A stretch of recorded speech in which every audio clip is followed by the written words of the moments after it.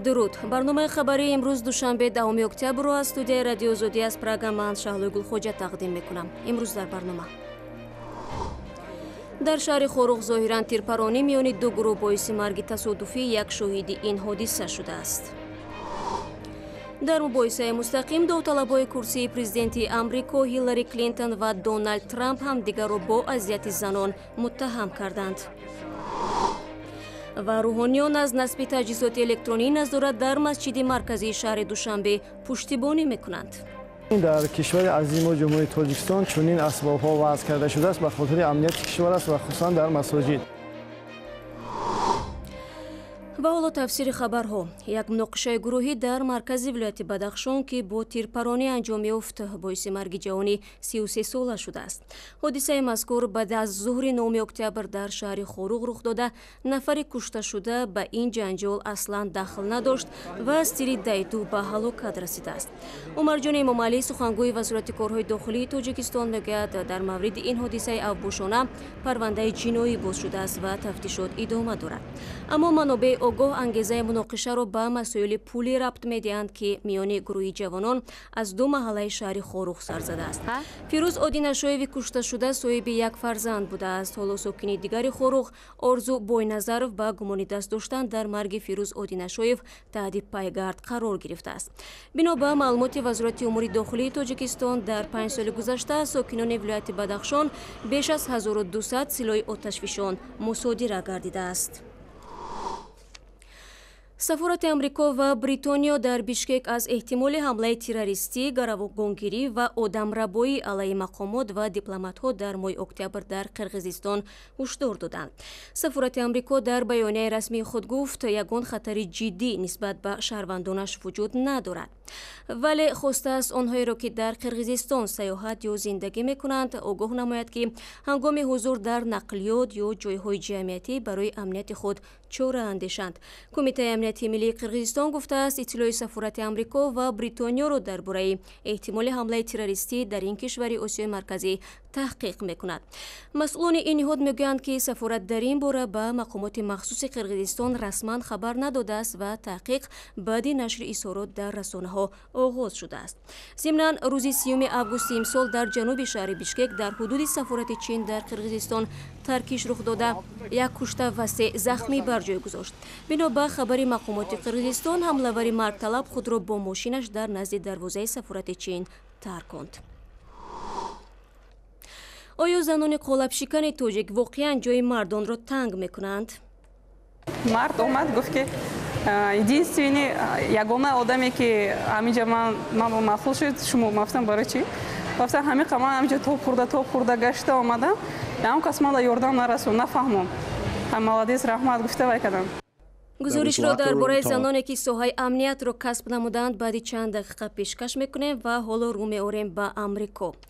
در مباحثه دویم داوطلبای کرسی پرزیدنت آمریکا که شام یکشنبه مستقیما توسط تلویزیون‌های آمریکایی نمایش داده شد، نامزد حزب جمهوری‌خواه بار دیگر اتهام تاریخی سابق پرزیدنت آمریکا بیل کلینتون شوهر داوطلب دموکرات هیلاری کلینتون را به یاد آورد. سال 1978 زن ادعا کرده بود که بیل کلینتون به ناموسش تجاوز کرده است ولی هیچ عیبنامه رسمی مطرح نشد. ترامپ همچنان خاطر نشان کرد که کلینتون هنگام ایفای وظیفه باعث حقوقدان بر روی یک قربانی تجاوز کیتی شلتون خندیده از تجاوزکار حمایت کرده است.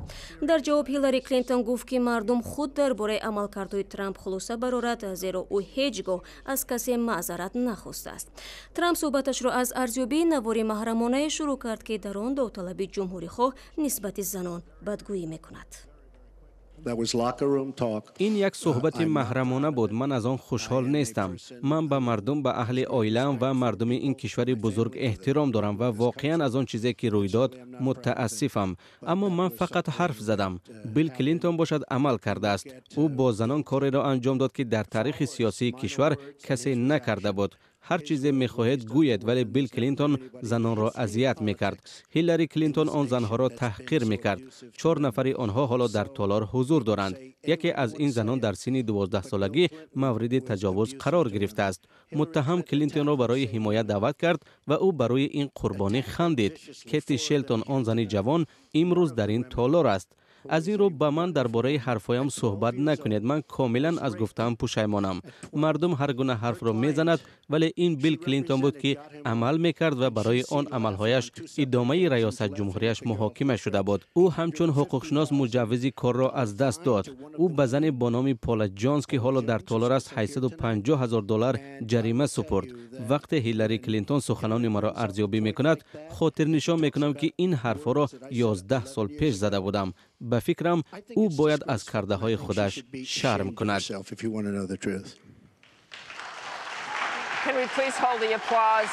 Well, first, let me start by saying that so much of what he's just said is not right. اول اجازه دهید تاکید کنم که اکثر گفته‌های او واقعیت ندارد، ولی بگذار معرکه انتخاباتیش را طوری پیش برد که خودش می‌خواهد. به جای جواب به سوال‌های انتخاب کنندگان صحبت درباره آن که چگونه کشور را بهبود بخشیم، همین گونه انتخاب کرده است. وقتی من این گونه حرفا را میشنوم، سخنان دوستم میشل اوباما به یادم میآید که گفته است وقتی هم صحبتت پایین می شود تو باید بالاتر از آن باشی. ببینید، اگر صحبت درباره یک نوار ویدیو رود، هر کس می تواند به خلاصه آید مرد نوار ویدیو زنان را احترام می کند یا نه.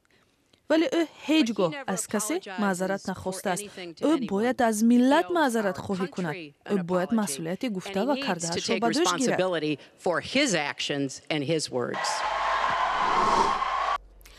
برنامه را ادامه میدیم. در انتخابات پارلمانی گرجستان حزب حاکم کشور پیروز آمد. شمارش بخش اساسی برگه‌های رای نشان داد که حزب ارزوی گرجستان در انتخابات 48.6% و رقیب آن جنبش اتحاد ملی 27% آوازها را صاحب شدند. این نتایج مربوط 77 کرسی پارلمان گرجستان از روی رویخط حزبی است. پارلمان گرجستان جمعاً 150 نماینده داشته، تقدیر 73 کرسی باقی در حوزه‌های یک مندته معین خواهد شد. به علت مرکب بودن قانون‌های پیش از انتخاباتی گرجستان، هیئت نهایی پارلمان تنها آخرهای ماه آینده اعلان می‌گردد. بنا به معلومات کمیسیون مرکزی انتخابات و رایپرسی گرجستان، در انتخابات پارلمانی 51% رای دهندگان اشتراک کردند. ناظران بین‌المللی انتخابات را در گرجستان در مجموع خوب ارزیابی کرده گفتند در آن آزادی‌های اساسی و شرایط برای رقابت برابر تامین شده بود. هرچند این ناظران افزودند آنها بعضی شکایت‌ها را در مورد نقض قانون به هنگام معرکه‌های پیش از انتخاباتی دریافت کردند. روز انتخابات نیز در بعضی حوزه‌های آوازدهی برخورد رای دهندگان با نهادهای امنیتی به قید گرفته شد. حالا می‌گذاریم به تاجیکستان. شهرداری دوشنبه امر داده است در مسجد مرکزی پایتخت تدبیرهای امنیتی تقویت یافته، دوربین‌ها و دستگاه‌های تشخیص مواد ترکننده نصب گردد.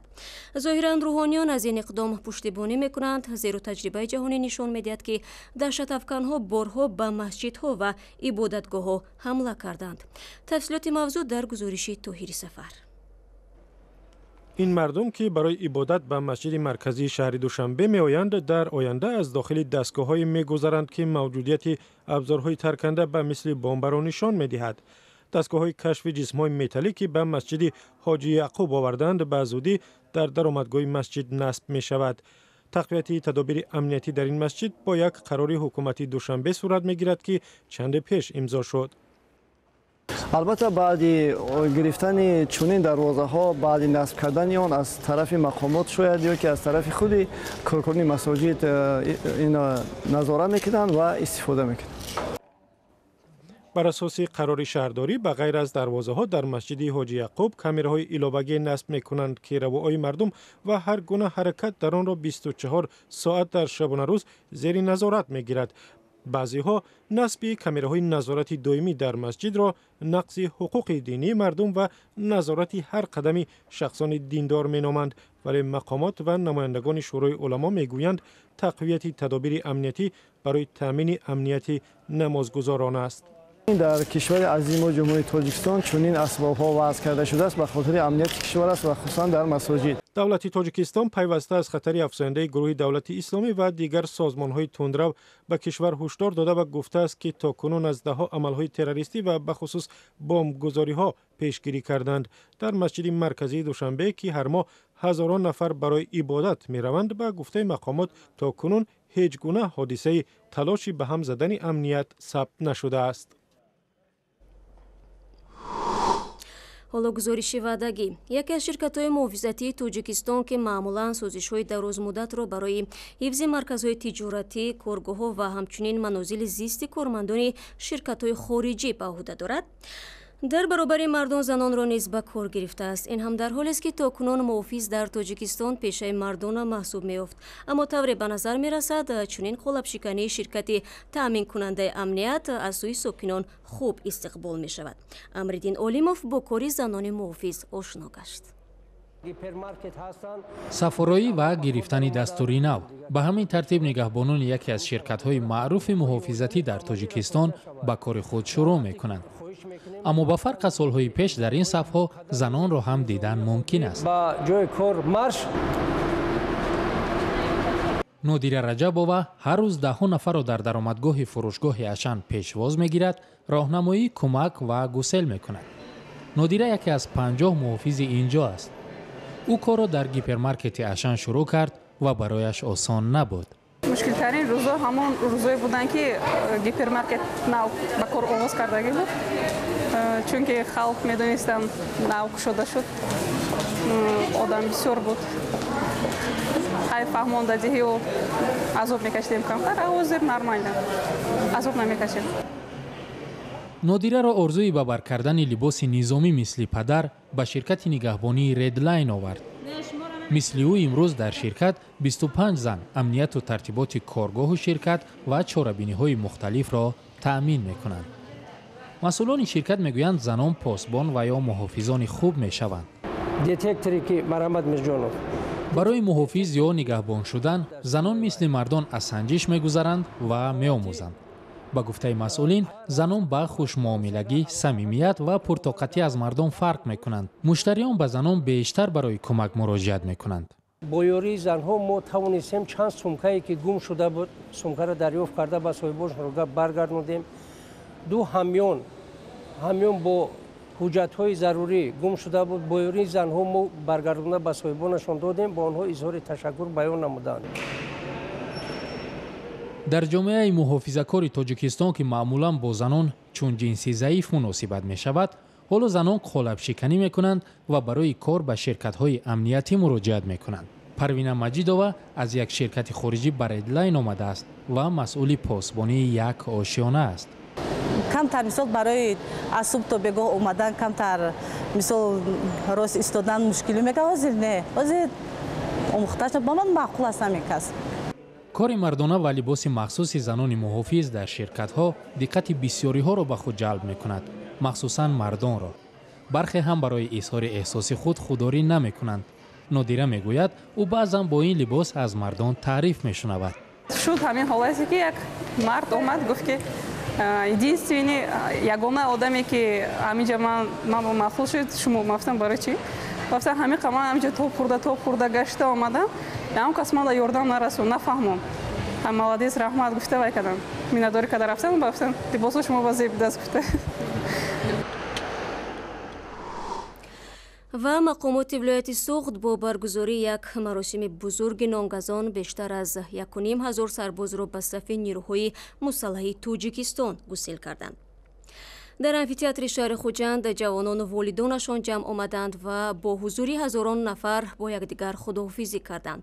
ноне ки ин сарбоз мегазад, то замони баргаштанаш дар як гӯшаи хона овезон мемонад. мақомоти Хуҷанд мегӯянд ҳамаи ин ҷавонон довталабона барои хидмат дар сафи нирӯҳои мусаллаҳи Тоҷикистон ариза доданд. ба гуфтаи онҳо, аз замони шурӯи давлати тирамоӣ то кунун нақшаи давлати сарбозон 70% иҷро шудааст.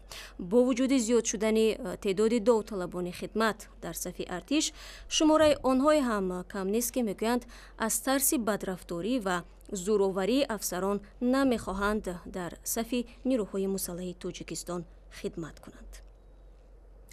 ин буд чанд хабару гузорише ки то ин лаҳза мехостем ба саҳми шумо бирасонем.